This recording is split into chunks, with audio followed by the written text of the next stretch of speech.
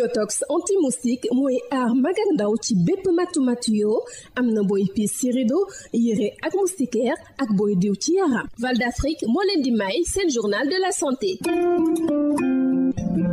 dali nag jàmm ci lu ñeel feebaru pneumonie tax ba acteurs yi di artu di bàyyiloo xel nit ñi liñ si nemmeeku dafa tiitlu rawatina ci àdduna wërngal këpp noone it ci Sénégal pneumonie nag bokk na si li nga xamante ni mooy faat lu ëpp ci tout tànk yi nga xamante ni amaguñu juróomi at ñu xayma ko sax si ñuy ñàkk seen bakkan téeméer goo jël fukk ak ñett yi si ñoom waaye allaitement maternel ak vaccination bokk na si li tax ñu mën a fagaru ci feebaru pneumonie bi ñu teewlu ci professeur Idrissa Demba Ba di chef bu service de pneumologie pédiatrique bu hôpitalu xale yi di Albert Royer. solo waxee pneumonie nañu xalaat ni benn jàngoor la mi nga xamante ni dafay nekk ci xëtër bi muy poumon bi fu oxygène bi di dem pour weccoo ci deret bi ak gaz carbonique bi maintenant foofu mooy am góom mooy infection donc loolu la ñuy woowee pneumonie maintenant nañu xam ni pneumonie nag dafa nekk infection bu doy waar parce que buñ ko teelul jël en charge rek xale bi bakkanam mën na ci xeej maintenant soo xoolee ci àdduna bi yëpp su ñu defee classement pour xool lan mooy gën a mën a faat tout tànk yi amagul seen at yeggagul juróomi at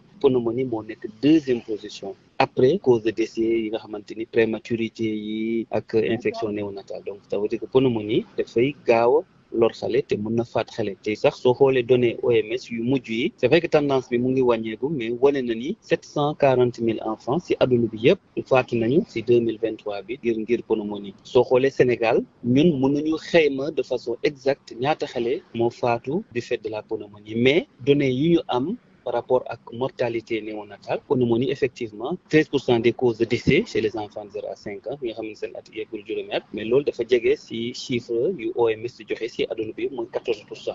professeur tey lan la ñu war a def ngir soppi li ni mel. waaw pour soppi li ñu mel nit ñi nañu xam ni pneumonie infection la.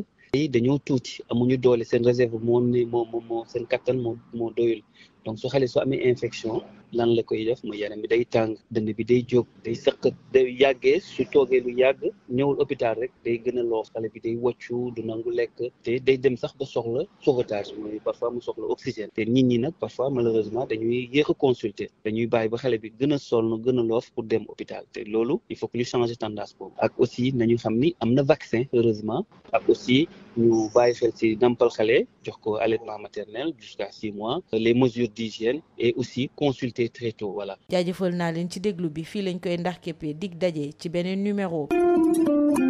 Yotox anti-moustique mooy aar mag ak ndaw ci bépp matu-matu yoo am na booy piis ci rido yére ak moustiquaire ak booy diw ci yaram. Val d'Afrique moo leen doon may seen journal de la santé. Yotox anti-moustique pour le corps, les vêtements, les rideaux et draps vous protège contre les moustiques chez l'adulte et l'enfant. Val d'Afrique vous offre votre journal de la santé.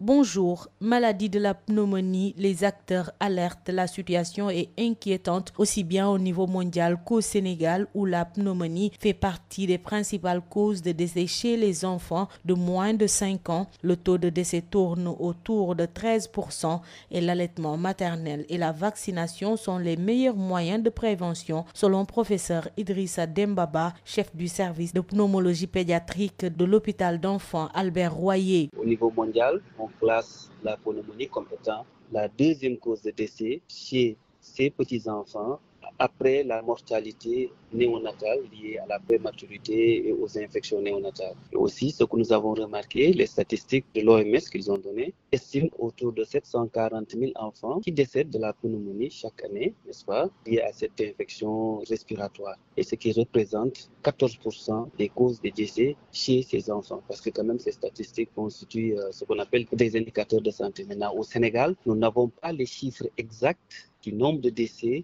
d'enfants liés à la pneumonie. Maintenant, ce que nous avons remarqué aussi, nous avons les mêmes chiffres, c'est-à-dire que les estimations de l'EDS estiment à 13% le nombre de décès liés à la pneumonie chez les enfants de moins de 5 ans au niveau du Sénégal. Mais professeur, aujourd'hui, qu'est-ce qu'il faut faire pour renverser cette tendance? Parce que la situation est quand même inquiétante.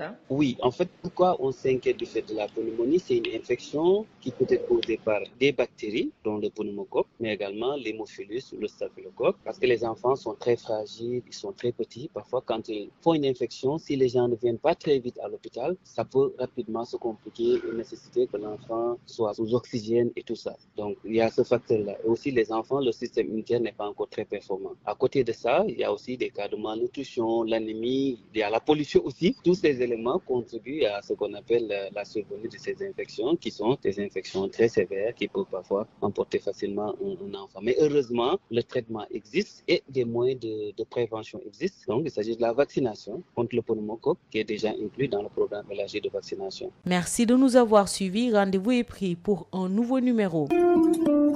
Yotox anti-moustique pour le corps, les vêtements, les rideaux et draps vous protège contre les moustiques chez l'adulte et l'enfant. Val d'Afrique vous a offert votre journal de la santé.